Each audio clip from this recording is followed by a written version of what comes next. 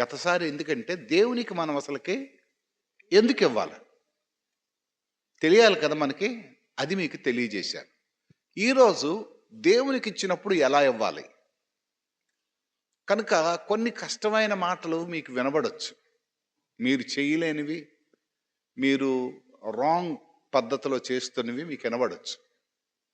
కానీ అవి సెటరైట్ చేసుకోవడానికి నేను నా సొంత ఆలోచనలు చెప్పడం లేదు, బైబిల్లో ఉండే ఆలోచన మీకు చెప్తున్నాను. మొట్టమొదటిగా మనం చూద్దాం. దేవునికి ఇచ్చినప్పుడు సందేహం లేకుండా ఇవ్వాలా. దేవునికి ఇచ్చినప్పుడు ఏం చేయాలా? అందరు చెప్పండి, ఎలాగివ్వాలా? అంటే కొన్నిసార్లు కొన్ని పనులు చేసినప్పుడు మనకి సందేహం ఉంటుంది, అంటే సంశయం ఉంటుంది. ఏమవుతుందో ఇది. కొన్ని పెట్టుబడులు పెట్టినప్పుడు ఇది ఎత్తేస్తారేంటో, ఇది వస్తుందో రాదో, ఇది చేస్తే అవుతుందో లేదో అని కొంచెం భయం వేస్తుంది. కొన్ని కారణాలు. పెళ్ళి అవుతుండేటప్పుడు పిల్ల గురించి ఆలోచిస్తాం. ఈ పిల్ల మన ఇంట్లో మెసలగలదా లేదా, ఈ అబ్బాయి సరిగ్గా చూస్తాడా లేదా, ఆలోచిస్తామా లేదా? ఎందుకంటే ప్రతి తల్లిదండ్రులు ఆలోచిస్తుంటారు ఇవి. వ్యాపారంలో ఎప్పుడైనా పెట్టుబడి పెడితే, లేతే వ్యవసాయంలో భూమి కొంటే ఇది మరలా తిరిగి అమ్మితే వస్తుందో రాదో, కొన్ని ఆలోచనలు ఉంటాయి. ఈ ఆలోచనలో మనిషి చాలా జాగ్రత్తగా ఆలోచిస్తాడు. చాలా జాగ్రత్తగా ఆలోచించి ఇటు చూసి అటు చూసి అటు చూసి పెట్టిన తర్వాత కొన్నిసార్లు ఫెయిల్ అయిపోతాడు. చీటీలు కడుతుంటారు కొంతమంది. ఆడేంటంటాడంటే 30,000 కడితే 60,000 వస్తుంది, 60,000 కడితే ఇదే అది ఇది అని అంటాడు. అంటే ఈ మధ్యన ఎవరో ఒక పాస్టర్ గారు మీరు 10,000 కడితే మోటార్ సైకిల్ ఇస్తారు అని అన్నారు. నాతోటి ఎవరో పాస్టర్ గారు అడిగితే, బాబు నాకు అది తెలీదు, నాకు అది అడగొద్దు, నాకు చెప్పొద్దు అన్నాను. కానీ మరి కొంతమంది కక్కుర్తోలు ఉంటారు కదా, కట్టేశారు చాలామంది. టెక్కల్లోనే పెట్టాడు ఆయన. ఏకంగా ఆయన ఓ 30-40 బళ్ళు కట్టించి ఏకంగా ఎత్తిసాడు ఆయన, దుకాణం ఎత్తిసాడు. చాలాసార్లు ఇలాంటివి మోసపోతుంటాం. దేవుడు సందేహం లేకుండా దేవునికి ఇవ్వవలసి వచ్చినప్పుడు సందేహం లేకుండా ఇవ్వాలి. దానికి ఎగ్జాంపుల్ ఏంటంటే మన విశ్వాసులకు తండ్రి అబ్రహాం. అబ్రహాంకి వచ్చి అన్నాడు బయటికి, నువ్వు ఊరు విడిచి వచ్చేస్తే నిన్ను నేను దీవిస్తాను అన్నాడు. అబ్రహాం వెనక ముందు ఆలోచించలేదు. నిజానికి అబ్రహాంకి దేవుడు ఎవరో తెలియదు అప్పటికి. ఆయన విగ్రహారాధికుడు. విగ్రహారాధికుడే కాకుండా బొమ్మలు చేసి అమ్ముకునేవాడు. తనకి ఏంటి దేవుడు, భక్తి, విశ్వాసాలంటే ఏమి పూర్తిగా తెలియనివాడు. కానీ ఎందుకో దేవుని మాటలు విన్నప్పుడు దాంట్లో ఏదో బలం తగిలింది, దాంట్లో ఏదో సత్యం అనిపించింది. సత్యం అనిపించిన తర్వాత ఏం చేశాడంటే తను బయలుదేరిపోయిన తర్వాత వెళ్ళిపోయాడు. ఇల్లు బంధువుల్ని, స్నేహితులను అందరిని విడిచిపెట్టి వెళ్ళిపోయాడు. సరే, ఒక ప్రాంతంకి వెళ్ళిపోయినప్పటికీ అవన్నీ వదిలేవలసి వచ్చింది. దేవుడు అన్నాడు, సరే లోతుకిచ్చే, నిన్ను ఆశీర్వదిస్తానులే అన్నాడు. మళ్ళటోళం అయితే ఏం చేస్తామంటే, అయ్యా మంచి ప్రదేశాలన్నీ ఆడికి ఇచ్చేసి ఈ ఎడారి ప్రాంతం నేను తీసుకోవాలా అని అంటాం మనం. పచ్చగా పండినవి, ధన సంపన్నమైనది, మనుషులం కదా. అబ్రహాం మనిషే, దేవదూత? చెప్పండి, మనిషి. మనలాట ఆలోచనలే తనకు వస్తాయి, మనలాట తలంపులే తనకు వస్తాయి. కానీ ఆయన తలంపులన్నీ పక్కకు పెట్టి తనతో మాట్లాడుతున్న వాడిని చూస్తున్నాడు. తన మాట్లాడుతున్నవాడు దేవుడు, తన మాట్లాడుతున్నవాడు శక్తివంతుడు, తన మాట్లాడుతున్నవాడు తప్పక నెరవేరుస్తాడని ఆలోచించాడు. సరే ప్రభువా, లోతుకి ఇచ్చేస్తాను అని ఇచ్చేశాడు. సరే, మూడోది అయిపోయిన తర్వాత పిల్లల్ని ఇచ్చాడు. ఎప్పుడు 100 సంవత్సరాలు ఇప్పుడు ఇచ్చాడు. చాలా ముద్దుగా పెంచుకుంటుంటే సడన్గా ఒకరోజు పిలిచి, అబ్రహాం ఆ కొడుకుని పట్టుకొని రేపు నువ్వు దహన బలికి వెళ్ళాలా? సరేను సార్ వెళ్తాను, మరి ఏం చేయమంటారా? ఆ కొడుకునే నాకు బలి ఇచ్చేయాలన్నాడు. అంటే స్టెప్ బై స్టెప్ చూడండి. ముందు ఊరు విడిచిపెట్టమన్నాడు, ఓకేనన్నాడు. తర్వాత ఆస్తి విడిచిపెట్టమన్నాడు, ఓకేనన్నాడు. ఇప్పుడు ఎక్కడికి వెళ్ళాడు? కొడుకుని ఇచ్చిమంటున్నాడు. సొంత కొడుకుని పోనీ ఎవడికి అప్పు చెప్పడం కాదు, నువ్వే బలి ఇచ్చేయాలంటున్నాడు. నేను ఎందుకు ఈ మాటలు చెప్తున్నానంటే, దీంట్లో ఎక్కడ కూడా అబ్రహాం సందేహించలేదు. దేవుడు చెప్పుతున్న ఈ మాటలో ఎక్కడ కూడా సందేహించలేదు. అందుగురించే ఆయన విశ్వాసులకు ఏమయ్యాడు? తండ్రి అయ్యాడు. దేవునికి స్తుతి కలుగును గాక. హల్లెలూయా. దేవుని పిల్లలమైన మనం ఒక స్టేజ్కి ఎదగలేకపోతున్నాం. అంటే మనం నమ్ముతున్న దేవుడు, మనం ప్రార్థిస్తున్న దేవుడు, మనం ఆరాధిస్తున్న దేవుడు, మనం వాక్యం వింటున్న దేవుడు, మనతో మాట్లాడుతున్న దేవుడు ఇంత గొప్ప శక్తివంతుడని మనం నమ్మలేకపోతున్నాం. ఇంకా ఆయన నమ్మాడు కనుకనే స్టెప్ బై స్టెప్ ఎదిగిపోయాడు. ఆయన స్టెప్ బై స్టెప్ ఎదిగిపోయాడు. ఆయన ఈరోజు చాలామంది దేవునికి ఇవ్వడంలో సందేహం కలుగుతుంది. దేవునికి ఇచ్చేస్తే ఎలాగా? నేను ఒక ఎగ్జాంపుల్ చెప్తాను. మీకు ఒక 10,000 వచ్చింది, దాంట్లో ఇంటి అద్దె 3,000 కట్టాలా, కరెంటు బిల్లు వచ్చేమో 2,000 కట్టాలా. ఎంత అయింది? 5,000. 5,000తో కుటుంబం నడవాలా. కానీ ఈ రెండు ఆలోచిస్తారు, కుటుంబం నడవడం గురించి ఆలోచిస్తారు. కానీ దాంట్లో ఎంత ఇవ్వాలి? దశంభాగం 1,000 రూపాయలు ఇవ్వాలి. దీని గురించి ఆలోచిస్తావా? జస్ట్ ఒక థాట్, దీని గురించి ఆలోచిస్తావా? ఆలోచించాం. నిజానికి ఏది ఆశీర్వాదం? దేవునికి ఎప్పుడు ఆశీర్వాదం మనకు తెలుసు. దేవుడు ఎప్పుడు అన్యాయం చేయడని మనకి తెలుసు. మా అమ్మ నాకు చెప్పింది ఏంటంటే, మొట్టమొదటి జీతం రాగానే మోకరించి ప్రార్థన చేసి దశంభాగం తీసే, తర్వాత నువ్వు ఏదైనా ఖర్చు పెట్టు, దాంట్లో టీ కూడా తాగొద్దు అన్నది. నేను ఇంతకుముందు చెప్పాను, నాకు ఒక లెంపకాయ కొట్టిందని. టీ కూడా తాగొద్దు, దాంట్లో తీసిన తర్వాత నువ్వు ఖర్చు పెట్టుకో. అంటే ఈరోజు మనం కష్టపడినా, మనకు డబ్బు వచ్చినా అది ఎవరి వలన వస్తుంది? దేవుడు జబ్బిచ్చాడు అనుకోండి, డబ్బు కాకుండా జబ్బిచ్చాడు అనుకోండి, అదేమవుతుంది? అది ఖర్చు అయిపోద్ది కదా. అంటే జబ్బు రాకుండా కాపాడేవారు ఎవరు? దేవుడు. డబ్బిచ్చేవాడు ఎవరు? ఆయన ఇచ్చిన దాంట్లో ఆయనకి ఇవ్వడానికి మనం ఏం చేస్తామంటే, చాలాసార్లు మనం సందేహపడతాం.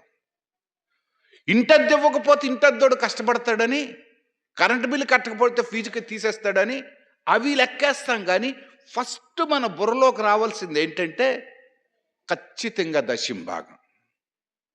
రోజు కూలీ చేస్తుంటారు చాలామంది. మీ కూలీలో ఫస్ట్ తీయవలసిన దశంభాగం. పేదోళ్ళు కదండి, పేదోడైతే పేద తీయండి. రూపాయి ఇస్తే ఎంత ఇవ్వాలా? 10 పైసలు తీసే. నీకు ఎక్కువ ఇవ్వడం లేదు, రూపాయలో 10 పైసలు తీ, 10 రూపాయల్లో రూపాయి తీ. చాలాసార్లు ఈ సందేహం అనేది మన జీవితాల్లో ఆశీర్వదించబడకుండా, దేవుని యొక్క సమృద్ధి మనకు రాకుండా, దేవుని దగ్గర నుంచి మనం పొందుకోకుండా ఈ సందేహం అనేది మనకు బ్రేక్ అయిపోతుంది, మనకు ఒక అడ్డుగోడలా నిలబడిపోతుంది. ఈ సందేహం వల్లనే ఈరోజు చాలామంది పిల్లలు నష్టపోతున్నారు, కష్టపడిపోతున్నారు. అనవసరం దానికి లక్షలు ఖర్చు పెడతారు, 1,000 ఖర్చు పెడతారు. గొప్పతనాలకి, మెప్పులకి, ప్రజల్ని గొప్ప చేయడానికో, లేకపోతే విందులకి, వినోదాలకి, చాలాసార్లు మన జీవితాల్లో. కనుక ఇక్కడ అంటున్నాడు, సందేహం లేకుండా దేవునికి ఈ 2 కొరింథీ రాసిన పత్రిక 8వ అధ్యాయం 1 నుంచి 5వ వచనాలు తీద్దాం. 1 నుంచి 5వ వచనం. సహోదరులారా, మాసిదోనియా సంఘములకు అనుగ్రహింపబడి ఉన్న దేవుని కృపను గురించి. ప్రియులారా, ఒక సంఘంలో జరిగిన సంగతిని మరొక సంఘంలో చెప్తున్నాడు. నేను కుమార్ పాస్టర్ చెప్పడం లేదు, ఇక్కడ పౌలు గారు బోధిస్తూ మాసిదోనియా సంఘంలో జరిగిన సంగతిని కొరింథీ సంఘాన్ని చెప్తున్నాడు. జాగ్రత్త వినండి. నెగిటివ్గా మీరు ఆలోచిస్తే నా మాటలు మీకు ఎక్కవు. మీరేమనుకుంటారంటే డబ్బు గురించే చెప్తున్నాడు అనుకుంటారు. మీ ఆశీర్వాదం గురించి ఈ మాటలు చెప్తున్నాను. నేను గత వారమే చెప్పాను, ఈ సంఘం నుంచి నేను రూపాయి కూడా జీతం తీసుకోవడం లేదు. దేవుని సన్నిధిలో నిలబడి చెప్తున్నాను. రాజు పాస్టర్ గారు, కన్న పాస్టర్ గారు, ఆ 18 మంది సేవకులకే ఈ సంఘం నుంచి జీతం ఇస్తున్నాం. నేను ఇటు అటు తిరిగిన డబ్బుల్లోనే నేను నా ఖర్చులు చూస్తున్నాను. ఒకవేళ మీ ఇంటికి ఎప్పుడైనా వచ్చినప్పుడు పైసా పరికిస్తారు, అవి మాత్రమే నా జోబీలోకి వస్తాయి. అందుగురించి చెప్తాను, మీ ఇంటికి వచ్చినప్పుడు దశంభాగం నా చేతికి ఇవ్వద్దని. దశంభాగం ఎప్పుడు పాస్టర్ గారి చేతికి ఇవ్వకూడదు. ఎక్కడ తెచ్చేయాలా? దేవుని మందిరంలోకి తెచ్చి ఇవ్వాలా. దశంభాగంతో కుర్చీలు కొనడం, దశంభాగంతో వాచీలు కొనడం, దశంభాగంతో అలా ఉపవాస కోటలకు ఇవ్వడం, అది అబ్సల్యూట్లీ రాంగ్. దశంభాగం నా బాబు గారి సొమ్ము, నీ బాబు గారి సొమ్ము కాదు. అది ఎవరి సొమ్ము? అది దేవుని సొమ్ము, దేవుని సొమ్ము. ఇక్కడ మాసిదోనియా సంఘం చాలా పేద సంఘం, చాలా చిన్న సంఘం కూడా. మాసిదోనియా సంఘంలో జరిగిన విషయాన్ని కొరింథీ సంఘానికి వివరిస్తున్నాడు. కొరింథీ సంఘం చాలా పెద్ద సంఘం. కొరింథీ సంఘంలో చాలా గొడవలు ఉన్నాయి. మీరు 1వ అధ్యాయం 3వ వచనంలో చదివితే అక్కడ చాలా మనస్పర్ధలు ఉన్నాయి. పెద్ద రకాల గురించి డిస్టర్బెన్స్ ఉంది. నేను అపోలో వాడును, నువ్వు పౌలు వాడవు, మాదొక స్థితి నీదొక స్థితి అని డిస్టర్బెన్స్, చాలా గొడవలు ఉన్నాయి. ఈ గొడవల వలన చాలా చికాకు అయిపోయింది. ఇక్కడ చెప్తున్నాడు, ఏంటని చెప్తున్నాడు? సహోదరులారా, మాసిదోనియా సంఘములకు అనుగ్రహింపబడి ఉన్న దేవుని కృపను గురించి మీకు తెలియజేయుచున్నాము. ఎలాగనగా వారు బహుశ్రమల వలన. ఏంటంట ఆ సంఘంలో ఏమున్నాయండి? బహుశ్రమలు. ఆ సంఘంలో ఏమున్నాయి? అందరు చెప్పండి. ఆ సంఘం ఏం బాగులేదు. మనలాగా దీవించబడలేరు, ఉద్యోగాలు లేవు, 3 పూటలు తిండి లేదు వాళ్ళకి, మామూలు శ్రమలు కూడా లేవు. ఎలాంటి శ్రమలు ఉన్నాయి? బహుశ్రమల వలన పరీక్షింపబడగా. అంటే బహుశ్రమల వలన దేవుడు పరీక్షిస్తున్నాడు. జాగ్రత్త వినండి. శ్రమలలో దేవునికి ఇవ్వడం వేరు, సమృద్ధిలో దేవునికి ఇవ్వడం వేరు. శ్రమలలో దేవునికి ఇవ్వడం వేరు, జాగ్రత్త వినండి, సమృద్ధిలో దేవునికి ఇవ్వడం వేరు. ఈ రెండిటికి తేడా ఉంది. నా దగ్గర 10,000 రూపాయలు ఉండేటప్పుడు 1000 రూపాయలు ఇవ్వడం పెద్ద కష్టం కాదు. నా దగ్గర 1000 రూపాయలు ఉండేటప్పుడు 500 రూపాయలు ఇవ్వడం చాలా కష్టం. ఈ సంఘంలో శ్రమలు ఎక్కువ ఉన్నాయి. శ్రమల వలన పరీక్షిస్తుండగా అత్యధికంగా సంతోషించిరి. ఇదేంటండి ఇది? ఆ సంఘానికి శ్రమలుంటే వాళ్ళు ఏం చేస్తున్నారు? సంతోషిస్తున్నారట. ఇక్కడ 2 మాటలు వాడాడు, బహుశ్రమలు, అత్యధికమైన సంతోషం. ఈ 2 కూడా పరిశుద్ధాత్మ దేవుడు ఎంత చక్కగా రాశాడు చూడండి. శ్రమలు కూడా మామూలు శ్రమలు కాదు, బహుశ్రమలు ఉన్నాయి, అత్యధికమైన సంతోషం ఉంది. దేవునికి స్తుతి కలుగును గాక. హల్లెలూయా. ఇది క్రైస్తవ సంఘం యొక్క ఎదుగుదల. శ్రమలలో కూర్చొని ఏడడం కాదు, శ్రమలలో కన్నీరు కార్చడం కాదు, శ్రమల్లో మూలకెళ్ళిపోయి నా పరిస్థితి అయిపోయింది, నా స్థితిగతి అయిపోయింది, నన్ను ఆదరించేవాడు లేడు, నేను దిక్కులేనోడిని అయిపోయాను, నేను దరిద్రుడిని అయిపోయాను, నా జీవితం ఫెయిల్ అయిపోయింది, నా బ్రతుకు ఫెయిల్ అయిపోయింది, ఇంక నేను దేనికి పనికిరాను. అది కాదు. అది ఎప్పుడు వస్తుందంటే దేవునితో ఉండే అటాచ్మెంట్, దేవునితో ఉండే కనెక్షన్. దేవుడు నీతో కలిసి ఉంటే శ్రమలలో కూడా అత్యధికమైన సంతోషంతో. చెప్పమ్మా. మరియు వారు నిరుపేదలైనను. చూడండి, అంటే ఈ వర్డింగ్ ఎంత చక్కగా ఉంది. మరియు వారు నిరుపేదలైనను వారు దాతృత్వము బహుగా విస్తరించెను. ఇక్కడ చూడండి, బహుశ్రమలు, అత్యధికమైన సంతోషం. నిరుపేదలు, వారి దాతృత్వము బహుగా విస్తరించింది. దేవునికి స్తుతి కలుగును గాక. ఇది సంఘం. ఇది దేవుడు కోరుకుంటున్న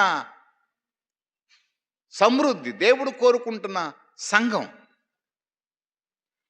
పేదరికంలో కాదు, కష్టంలో కాదు, సమృద్ధిలో కాదు, అన్నీ దొరికినప్పుడు కాదు, శ్రమలలో దేవునితో ఉండే అనుభవం, కష్టంలో దేవునితో ఉండే అనుభవం. అన్నీ దొరికినప్పుడు, అన్నీ ఉన్నప్పుడు నేను ఇచ్చాననేది కాదు, నేను వచ్చిందనేది కాదు. నేను మొన్న ఒక కార్యక్రమానికి వెళ్ళాను. ఆ కార్యక్రమంలో అది పెద్ద పిల్ల కార్యక్రమం, అంటే పుష్పవతి కార్యక్రమం. పుష్పవతి కార్యక్రమానికి మటన్ బిర్యానీ పెట్టారు, రొయ్యల ఫ్రై పెట్టారు, మటన్ కర్రీ కూడా పెట్టారు, ఫిష్ పెట్టారు, మళ్ళా చికెన్ కర్రీ, చికెన్ ఏది 65 ఏదో అంటారు కదా, పొడి పొడిగా ఉంటుంది, అది పెట్టారు. 3 రకాల స్వీట్లు పెట్టారు. ఎంత పెట్టి ఇచ్చేశారు. దానికి ఓ 10 మంది పాస్టర్ని పిలిచారు. ఒక్కొక్క పాస్టర్కి 300 రూపాయలు ఇచ్చారు. ఎంత ఇచ్చారు?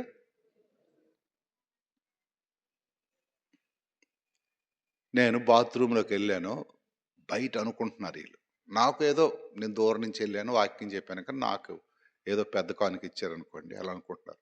ఒరే, మటన్ పెట్టాడు, చికెన్ పెట్టాడు, అన్నీ పెట్టాడు రా, కనీసం అది మానేసి మనిషికి ఒక 500 ఇచ్చినా బాగుండాలని అంటున్నారు. అంటే వాళ్ళు ఏంటంటే మనుషుల యొక్క గొప్పతనాన్ని చూశారు కానీ దేవునిని గణపరిచే విధం వాళ్ళకి తెలియదు. అలాంటప్పుడు 10 మందిని ఎందుకు పిలాలా? ఒక 3 పిలిచి ఒక 1000 రూపాయలు ఇస్తే సరిపోను.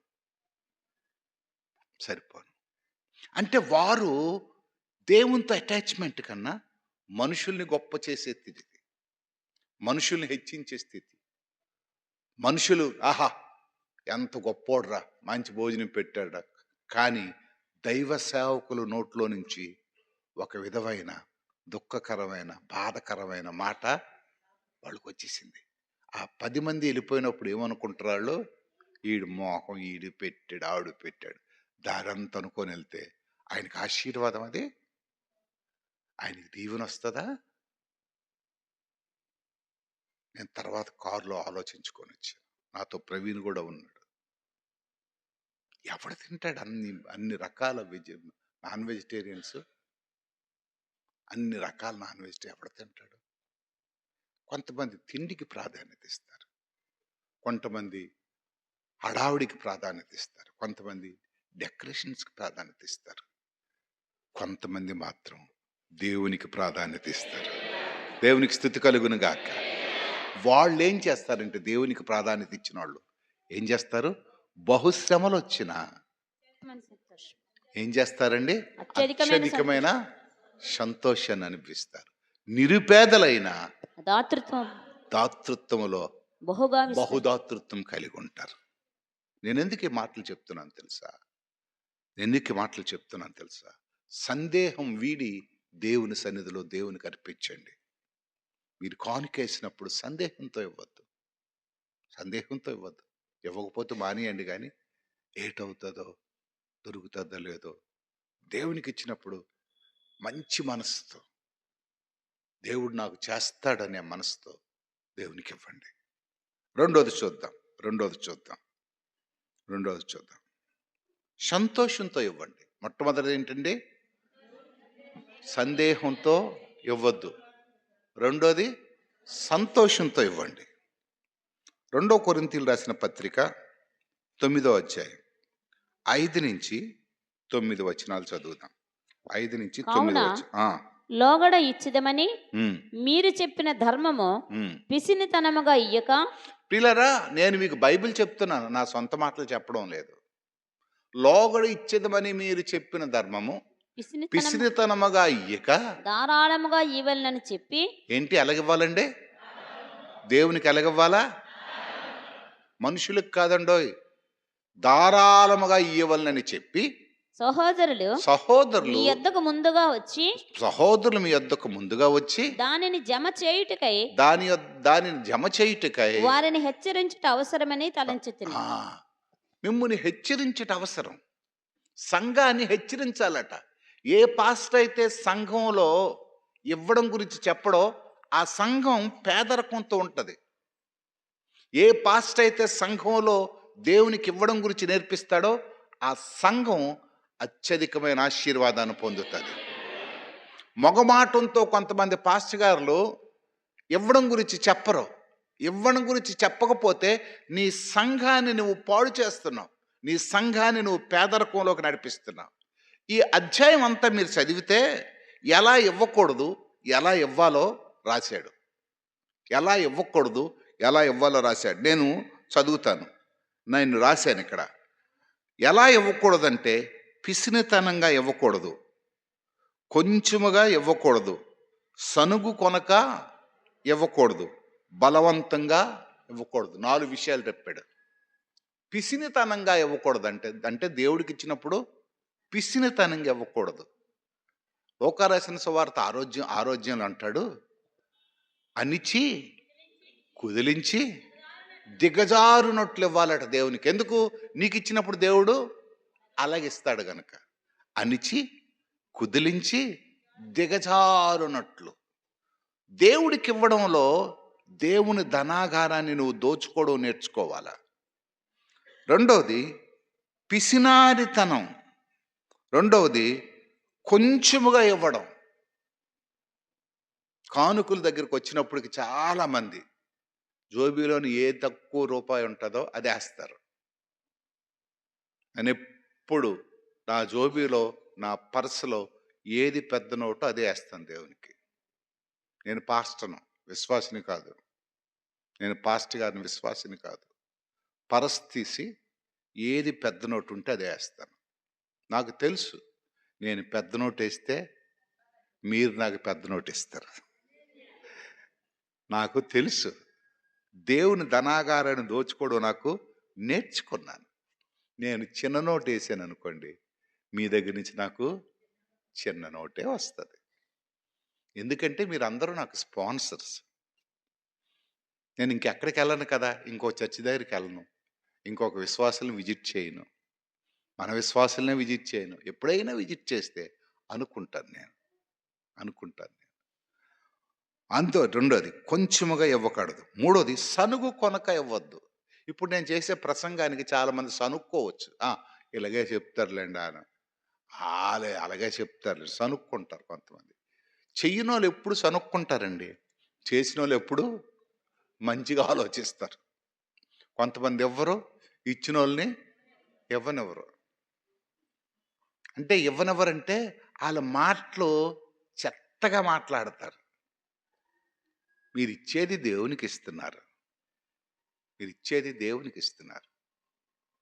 పల్లెటూరులో ఒక చిన్న సంఘం ఇంతగా మనం నిర్మించగలిగాం, ఇంతగా మనం కార్యం చేసామంటే అది ఎంత గొప్ప విషయం. పెద్ద పెద్ద సంఘాలు చేయలేనివి, 100-200 సంవత్సరాలు చర్చిలకి లేని గొప్ప వైభవం. ఒక్కొక్క బ్యాప్టిస్ట్ చర్చిలో 150 సంవత్సరాలు 100 సంవత్సరాలు ఉండే చర్చిల్లో అందరూ ఎంప్లాయీస్ ఉంటారు. వాళ్ళు చేయలేని గొప్ప కార్యం మన సంఘం చేయగలిగింది. మన సంఘాల్లో ఉద్యోగస్తులు తక్కువ, అందరూ చిన్న చిన్న ఫ్యాక్టరీస్లో అక్కడెక్కడ పని చేసుకున్నవారు. కానీ దేవుడు మన పక్షాన ఉన్నాడు. దేవుడు మనల్ని కనికరిస్తున్నాడు. ధైర్యంగా చెప్పగలను, మీ సేవకులు నిస్వార్థంగా పనిచేస్తున్నారు. మా ఆస్తులమ్మి తిరిగి పెట్టాం, మీరు మీకుండే ఆదాయంలో నుంచి డబ్బు ఇచ్చారు. అంతా కలిసి మనమందరం కలిసి ఈ పనిని చేయగలిగాం. ఒక్క 30,000 ఉంటే మళ్ళీ పని మొదలు పెట్టాం. మళ్ళీ ఇప్పుడు కర్ర తెచ్చి మీద థ్రిల్లింగ్ మొదలు పెడుతున్నా. ఏదో ఒక పని చేయాలని, దేవుని కొరకు ఏదో చేయాలని తపన, ఆలోచన. ఇంక సరిపోద్ది కదా అని అనుకోలేదు. ప్రియులారా, ఆలోచించండి. కొంచెముగా ఇవ్వకండి, సనుగు కొనక ఇవ్వకండి, బలవంతంగా కూడా ఇవ్వకూడదు. ఎప్పుడు కూడా మన సంఘంలో కొన్ని సంఘాల్లో ఏం చేస్తారంటే క్రిస్మస్ పండుగ, న్యూ ఇయర్ పండుగకి కుటుంబంకి ఎంత ఇవ్వాలా, మీరెంత ఇవ్వాలా, మీరెంత ఇవ్వాలా అని వేస్తారు. ఎప్పుడు నేను అది నేర్పించలేదు, అది నేను చేయలేదు కూడా. ఉద్యోగస్తులు ఎంత ఇవ్వాలా, పేదోళ్ళు ఎంత ఇవ్వాలా, ఎప్పుడు నాకు అది అలవాట్లేదు. ఎవరికి తోచింది వాళ్ళు ఇస్తారు, ఎవరు ఇవ్వగలిగింది అది ఇస్తారు. ఎలాగ ఇవ్వకూడదో రాశాడు, ఎలాగ ఇవ్వాలో రాశాడు. ఒక పక్క ధారాళంగా ఇవ్వాలా, సమృద్ధిగా ఇవ్వాలా. మీరు దాంట్లో రాస్తే హృదయపూర్వకంగా హృదయంలో నిశ్చయించుకున్న ప్రకారంగా ఇయ్యవలెను. ఇవ్వాలా, ఉత్సాహంగా ఇవ్వాలా, సర్వ సమృద్ధిలో నుంచి ఇవ్వాలా, ఉత్తమమైనది ఇవ్వను. ఇవ్వాలా. సమస్య. ఇవి ఎలా ఇవ్వాలో రాశాడు. ఈ రెండిట్లో మీకొంద ఆ అధ్యాయం ఆ 9 వచనాలు చదివితే ఎలాగ ఇవ్వకూడదో దేవునికి, ఎలాగ ఇవ్వాలో రాశాడు. దీన్ని ఎక్కువగా చెప్పితే మీకు బాధ కలుగుతుంది కనుక ఎక్కువగా చెప్పను, మీరే చదువుకోండి. అది ఎలా ఇవ్వకూడదు, ఎలా ఇవ్వాలా, ఎలా ఇస్తే మనం దీవించబడతాం, ఎలా ఇస్తే మనం పేదవారం అవుతాం. ఈ రెండు కూడా మనం ముందే తూచా తప్పినట్టుగా కొరింథీ సంఘానికి పౌలు గారు చెప్తున్నారు. ఎలా ఇస్తే మనం దీవించబడతాం, ఎలా ఇవ్వకపోతే మనం పేదవారం అవుతాం. కనుక ప్రియులారా, మొట్టమొదటిది సందేహం లేకుండా ఇవ్వండి, రెండోది సంతోషంతో ఇవ్వండి, మూడోది చూద్దాం.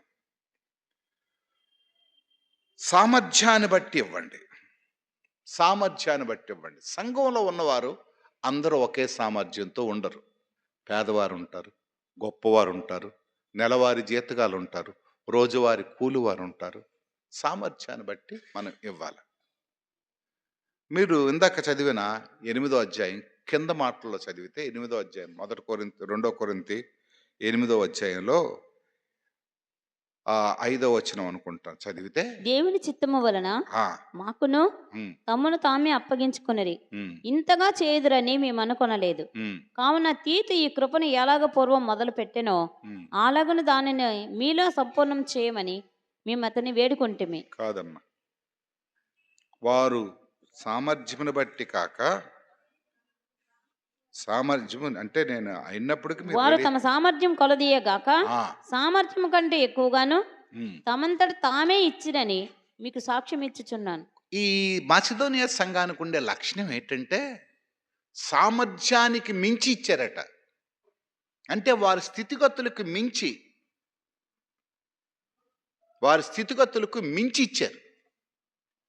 అంటే ఒక ఎస్టిమేషన్ ఉంటుంది అనుకోండి, ఈ అమ్మ ఎంత ఇవ్వగలదు అని అనుకున్నారనుకోండి, పాస్టర్ గారి దగ్గరకు వచ్చినప్పటికీ ఊహకు అందని విధంగా దాన్ని మించి ఇచ్చారు. మన సంఘంలో అటువంటి ఉన్నారు, వాళ్ళ పేర్లు కూడా చెప్పొద్దు అంటారు తిరిగి. చాలా మంది సామర్థ్యానికి మించి ఇవ్వాల. ఎందుకు మన ఇంట్లోకి పేదరికం వస్తుంది, ఎందుకు మన ఇంట్లోకి డబ్బు ఎగిరిపోతుంది, రెక్కలు వచ్చి డబ్బులు ఎగిరిపోతున్నాయంటే పరిస్థితులు బట్టే. సామర్థ్యానికి మించి వాళ్ళు ఇచ్చారు. సామర్థ్యం బట్టి ఇవ్వాల. అల్లారు 100 రూపాయలు ఇచ్చారు కదండి, నేను 200 ఇస్తే సరిపోదు. కాదు. వాళ్ళు సామర్థ్యం ఎంత, నీ సామర్థ్యం ఎంత, వారి జీతం ఎంత, నీ జీతం ఎంత, వారి ఆదాయం ఎంత, నీ ఆదాయం ఎంత, వారు ఎంత ఇవ్వడానికి కావలసిన స్థితిగతులు ఉన్నాయి, నీకు ఎంత ఇవ్వడానికి కావలసిన స్థితిగతులు ఉన్నాయి. అదే సామెతల గ్రంథంలో 14వ అధ్యాయం 24వ వచనంలో చాలాసార్లు మనం చదువుతాం ఈ మాట. సామెతల గ్రంథం 14వ అధ్యాయం 24వ వచనంలో చాలాసార్లు చదువుతాం మనం. జ్ఞానుల ఐశ్వర్యము వారికి భూషణము, బుద్ధిహీనుల మూఢత్వమే. వారు సామర్థ్యానికి తగిన దానికంట తక్కువిచ్చి లేమికి వచ్చేవారు కలరు. తగిన దానికంట తక్కువిచ్చి లేమికి వచ్చేవారు కలరు. అంటే ఇవ్వవలసిన దానికంట తక్కువిస్తే వాళ్ళు ఏమైపోతారట? 24వ అధ్యాయం 24వ వచనం, వెదజల్లి అభివృద్ధి చెందిన వారు కలరు, తగిన దానికంటా తక్కువిచ్చి లేమికి వచ్చేవారు కలరు. అంటే అభివృద్ధి లేమి రెండు ఉన్నాయి అక్కడ. అభివృద్ధి పొందాలంటే దేవునికి ఇవ్వాలా, ఎంత సామర్థ్యం బట్టి. తగిన దానికంటా తక్కువ ఇస్తే పేదరికం వస్తుంది. ఒక ఎకరా భూమి ఉంది అనుకోండి, దాంట్లో ఎంత విత్తనాలు వేయాలా కుమారు? ఎంత విత్తనాలు వేయాలి దాంట్లో? ఎకరా భూమికి 25 కేజీలు 30 కేజీలు. కిట్టోడు అనుకోండి 10 కేజీలు వేస్తే సరిపోద్ది, అనవసరం ఏమైనా భూమిలో వేసేస్తాం ఇవి అని అనుకోండి. పంట వచ్చినప్పుడు ఎంత వస్తుంది? దానికి తగ్గట్టే వస్తుంది. కానీ 25 కేజీలు 30 కేజీలు వేసినోడికి దానికి తగ్గట్టు వస్తుంది. అంటే తగిన దానికంటే తక్కువ చేయకూడదు. కూరకి ఎంత నూనె సరిపోద్ది అంత నూనె వేయాల, ఎంత కారం సరిపోద్ది అంత కారం వేయాల, ఎంత ఉప్పు సరిపోద్ది అంత ఉప్పు వేయాల. లేకపోతే అది పాడైపోద్ది. షర్ట్కి ఎంత గుడ్డ కావాలంటే అంత గుడ్డకు తీయాలి, కానీ జాకెట్కి ఎంత గుడ్డ కావాలంటే అంత గుడ్డ తీయాలి. కానీ ఇది కుట్టియండి అని అంటే అది పొట్టేనైపోద్ది, పొడగనైపోద్ది. పొడుగనైపోద్ది. పాలకొల్లో గాబ్రియల్ గారు ఉన్నారు, పాస్టర్ గారు. ఆయన పెద్ద ఆయన చనిపోయారు ఇప్పుడు. ఆయన ఏంటంటే గుడ్డ తీసి కుట్టివా అనేవారు. ఆయన కొలతలు గట్టు ఉండే కాదు, ఎంత పొడవైతే అంత కుట్టియడమే. ఆయన చనిపోయారు పాపం. చాలా మంచి పాస్టర్ గారు. చాలాసార్లు మన జీవితాల్లో, మన బ్రతుకుల్లో ఇవి మనం చేస్తున్నాం. తగిన దానికంట అన్నీ కరెక్ట్ చేస్తాం. బట్టల్లో కరెక్ట్గా ఉంటాం, వంటలో కరెక్ట్గా ఉంటాం, భూముల్లో కరెక్ట్గా ఉంటాం. సిమెంట్ కరెక్ట్ పాలు వేసావా, మంచి ఐరన్ వేసావా, అన్నీ కరెక్ట్గా ఉంటాం. దేవుని దగ్గరికి వచ్చినప్పుడు మాత్రం ఈ పాలు మాత్రం కరెక్ట్గా ఉండవు. ఆ పాలు కరెక్ట్గా ఉంటాయి కనుకనే అవి బాగుంటాయి. ఈ పాలు కరెక్ట్గా ఉండవు కనుకనే ఇది పాడైపోతుంది. మన కుటుంబ వ్యవస్థ చెదిరిపోతుంది, మన ఆర్థిక వ్యవస్థ కూలిపోతుంది. డబ్బు సంపాదించిన అది చిరిగిపోయినా జోబీల్లో వేసి కారిపోతుంది. డబ్బు సంపాదించిన ఆ డబ్బు ఇటు అటు జారిపోతుంది. ఆలోచించండి. చాలామంది అప్పులు పాలవడానికి, చాలామంది కష్టాలు పాలవడానికి ఇది కూడా ఒక కారణం. ఇదే కారణం అని చెప్పను కానీ ఇది కూడా ఒక కారణం. సామర్థ్యాన్ని బట్టి దేవునికి ఇవ్వాలి. ఒక ఊరికి ఏలియా గారు వెళ్ళారు. వెళ్ళి ఆ ముసలమ్మ చచ్చిపోతానని చెప్పి తిండికి వచ్చేమో కొంచెం నూనె, కొంచెం రొట్టి, కొంచెం పిండి ఉంటే తినడానికని రొట్టె చేసుకోవడానికి వెళ్ళింది. వెళ్తే ఈయన వెళ్ళి నీళ్ళు అడిగాడు. ముందు నీళ్ళు తెచ్చి ఇచ్చింది. తర్వాత వచ్చామా, అమ్మ నాకు రొట్టె ముక్క ఇవ్వండి అని అన్నాడు. అప్పుడు ఆవిడ అన్నది, అయ్యా రొట్టి లేదయ్యా, ఏదో కొంచెం పిండి ఉంది, అది తినేసి మేము చనిపోవాలనుకున్నాం. ఆ పాస్టర్ గారు కొంచెం మొండోడులాగా ఉన్నాడు. అమ్మ నువ్వు చచ్చిపోతే అనవసరం కడుపులు ఉండిపోద్ది రొట్టి, నాకు బతకాలని ఉంది కనుక ఆ రొట్టె ముక్క నాకు ఇచ్చి తర్వాత నువ్వు చచ్చిపో అంటే, చచ్చిపోయిన వాళ్ళు తింటే ఏటి లాభం? చచ్చిపోయిన తర్వాత బంగారం గట్ట ఉంటుంది చెవిట్లోనూ ముక్కులోనూ, ఏడ్చుకొని తీసేస్తుంటారు. వదిలియొచ్చు కదా. ఏడ్చుకొని అమ్మా అమ్మా అనేసి లాగి పీకి కొన్నిసార్లు రక్తం వచ్చినట్టు లాగేస్తుంటారు. నువ్వు తీసి అని కూతుర్లకి అప్పచెప్పేస్తుంటారు. ఉంచేయచ్చు కదా, అంత ప్రేమ ఉంటే ఉంచేయచ్చు కదా, ఉంచడే పీకేస్తుంటారు. అలాగే ఈయన వచ్చాము, ఈ పాస్టర్ గారు ఎంత గొప్పోడంటే, అమ్మ నువ్వు చచ్చిపోతే చచ్చిపో కానీ ఆ రొట్టె మొక్క ఏదో నాకు ఇచ్చి మరలా అంటే అప్పుడు అందమ్మా నువ్వు వెళ్ళి నేను చెప్పినట్టు చేయి, నాకు చిన్న ముక్క మొదట అప్పము నాకు తెచ్చిచ్చిన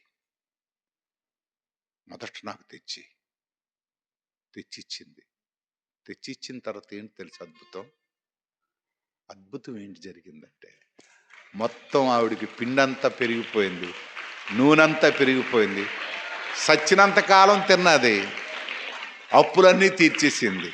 దేవునికి స్తోత్రం.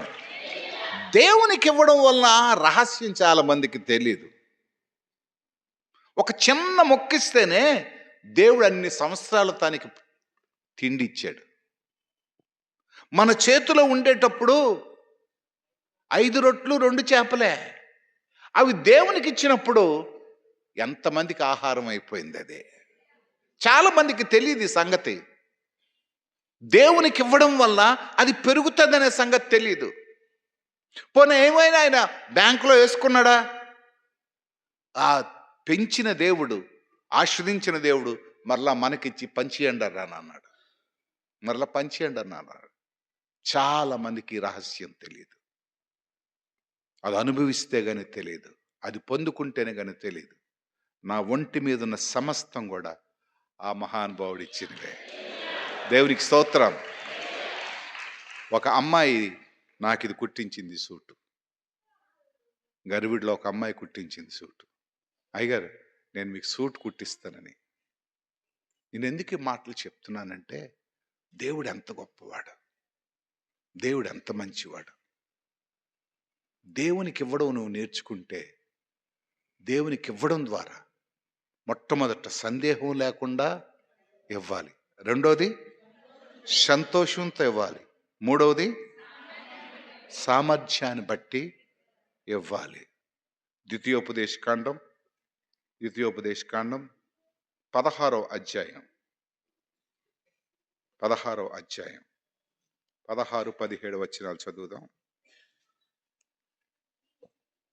ఏటికి 3 మారులు ఉమ్, అనగా పొంగని రొట్టెల పండుగలోను, ఉమ్, వారముల పండుగలోను, ఉమ్, పర్ణశాలల పండుగలోను, ఉమ్, నీ దేవుడిని యెహోవా ఏర్పరచుకొని స్థలమున ఉమ్, నీ మగవారందరూ ఆయన సన్నిధిని కనబడవలెను. ఉమ్, వారు వట్టి చేతులతో యెహోవా సన్నిధిని కనబడక, ఉమ్, నీ దేవుడిని యెహోవా నీకు అనుగ్రహించిన దీవెన చొప్పున ఉమ్. ప్రతి వాడును తన శక్తి కొలది ఇయ్యవలెను. ప్రతివాడును పర్ణశాలల పండుగ, అదే కోత పండుగ.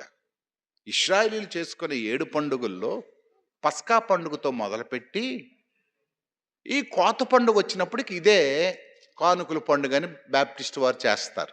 మనకు అది లేదు కనుక మనం చేస్తాం, కానుకల పండుగ చెయ్యం. ఇది ఇక్కడ చేస్తున్నారు. పులియన రొట్టెల పండుగ, పర్ణశాలల పండుగ, పెంతుకొస్తు పండుగ, ఈ పండుగలన్నీ కూడా ఇశ్రాయేలీయులవి.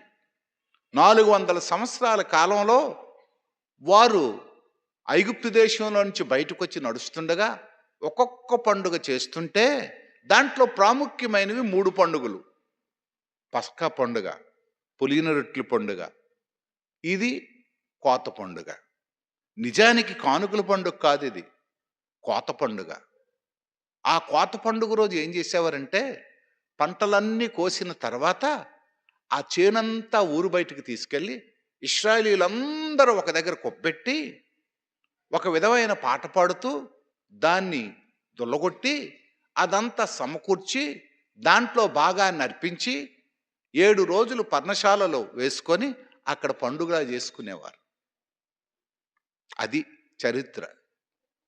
ఈరోజు మరి మనకు అది లేదు. కానుకల పండుగ అంటే మనకి 31st నైటే కానుకల పండుగ, కానుకలు ఇస్తాం. బ్యాప్టిస్ట్ వారికి లక్షల మీద వస్తుంది ఆ కానుకలు ఆ పండుగ రోజు. నేను ఈ సంవత్సరం మరి గరివిడి, రాజాము, శ్రీకాకుళం, వరుస వెళ్ళాను, విజయనగరం. వాళ్ళందరూ లక్షల మీద వచ్చేయాలి. అయితే మనం అది చెయ్యం కనుక మనకు రావు. కనుక సామర్థ్యాన్ని బట్టి ఇవ్వాలా. చివరికి 2 మాటలు చెప్తాను. సగమర్పణ చేయకూడదు. Be careful. మళ్ళా నా అంశానికి వచ్చేసాను. Be careful. సగమర్పణ చేయొద్దు. ఇంత విన్న తర్వాత కూడా వాక్యానుసారంగా నువ్వు దేవునికి కానుక ఇవ్వకపోతే, వాక్యానుసారంగా నువ్వు చేయకపోతే నష్టాలు కూడా ఉన్నాయి. ఆయన అంటున్నాడు కదా, నువ్వు దేవుని మందిరముకు పోయినప్పుడు నీ ప్రవర్తన జాగ్రత్త అని చెప్పి బుద్ధిహీనులు దేని గురించి చెప్పాడు? దేని గురించి చెప్పాడు? మారు మనసు గురించో రక్షణ గురించి చెప్పలేదు. ఏం చెప్పాడమ్మా? దేవునికి ఇవ్వడం గురించి చెప్పాడు. నువ్వు మొక్కుకున్నది నువ్వు ఇవ్వాలా వెంటనే. చదువమ్మాయి. నీవు దేవునికి మొక్కుబడి చేసుకునే ఎడల ఆ, దానిని చెల్లించుటకు ఆలస్యం చెయ్యకుము. అది బీ కేర్ఫుల్, బీ కేర్ఫుల్. ఇక్కడ అది ఆ సంఘంలో, పాత నిబంధన సంఘంలో కాకుండా కొత్త నిబంధన సంఘంలో పేతురు గారు ఒక అనౌన్స్మెంట్ చేశారు. అయ్యా, కానుకల పండుగ చేస్తున్నాం, రేపు అందరూ కానుకలు తీసుకురండి. ఎలాగ కానుకలు తీసుకురమ్మన్నాడు? మీ ఆస్తులన్నీ అమ్మేసి, భూములైనను ఆస్తులన్నీ అమ్మేసి, భూములు అమ్మేసి మీరు తీసుకురండి అని చెప్పాడు. చెప్తే అందరూ అమ్మేశారు, తీసుకొని రావడానికి సిద్ధమైపోయారు. కానీ దాంట్లో ఒక ఇద్దరు ఉన్నారు. వారి పేరేం పేరు? అననీయ, సప్పారా. వీరు మనలాటోళ్ళు, కొంచెం తెలివైన వాళ్ళు. పాస్టర్ గారు చెప్తే చెయ్యాలా, వాక్యం చెప్తే చెయ్యాలా, వాక్యానుసారంగా నడవకపోతే ఏటైపోద్ది అని కొంచెం ఏం చేశారంటే, వీళ్ళు అమ్మేశారు. అమ్మేసి భార్యాభర్తలు ఇద్దరు ఒక మీటింగ్ పెట్టుకొని, ఇదిగో ఇదంతా దేవుడికి ఇచ్చేస్తే కష్టం అవుతుంది, దీంట్లో కొంచెం పక్కన పెట్టుకుందాం. చదువమ్మాయి. అననీయ అని ఒక మనుషుడు ఉమ్, తన భార్య అయిన సప్పీరతో ఏకమై పొలం అమ్మెను. ఉమ్, భార్య ఎరికినేవాడు దాని వెలలో కొంత దాచుకొని ఉమ్, కొంత తెచ్చి అపొస్తలుల పాదముల యొద్ద పెట్టెను. ఉమ్. అప్పుడు పేతురు, అననీయ, నీ భూమి వెలలో కొంత దాచుకొని పరిశుద్ధాత్మను మోసపుచ్చుటకు సాతాను ఎందుకు నీ హృదయమును ప్రేరేపించెను? ఉమ్, అది నీ యొద్దనున్నప్పుడు నీదే కదా. ఉమ్. అమ్మిన పిమ్మట అది నీ వశమై ఉండలేదా? ఎందుకు ఈ సంగతి నీ హృదయంలో ఉద్దేశించుకుంటున్నావు? నీవు మనుషులతో కాదు దేవునితోనే అబద్ధమాడుతివని చూడండి. వారితో చెప్పాను. నువ్వు మనుష్యులతో కాదు, దేవునితోనే. అబద్ధమాడుతివి.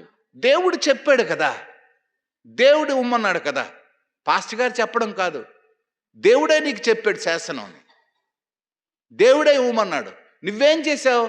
దేవుడు ఇవ్వమన్నట్టు కాకుండా నీ ఆలోచన, నీ తలంపులు, నీకు నచ్చినట్టుగా దేవునికి ఇవ్వాలనుకుంటున్నావు. దేవుడికి నచ్చినట్టుగా నువ్వు ఇవ్వాలనుకోవడం లేదు, నీకు నచ్చినట్టుగా ఇవ్వాలనుకుంటున్నావు. సగం ఉంచేసి సగం తెస్తున్నావు. కనుక ఇది తప్పయ్యా అని చెప్తుండగానే అనని చచ్చిపోయాడు, సప్పెర చచ్చిపోయింది. నేను ఎందుకు ఈ మాటలు చెప్తున్నానంటే, ప్లీజ్ ప్లీజ్ నా మాట వినండి. Be careful, be careful. దేవునికి ఇవ్వడంలో కూడా జాగ్రత్తగా ఉండండి. దేవునికి ఇవ్వడంలో కూడా మీ మట్టుకు మీరుగా కొన్ని నిర్ణయాలు తీసుకోండి. మీకు లేనిది ఇవ్వద్దు, మీకు లేనిది ఇవ్వద్దు. కొన్ని దాంట్లో ఇవ్వండి. అప్పులు చేసి ఇవ్వద్దు, సంపాదించిన దాంట్లో ఇవ్వండి. నీ రాబడిలో ఇవ్వండి, మీ అప్పుల్లో ఇవ్వద్దు, నీ అప్పుల్లో ఇవ్వద్దు.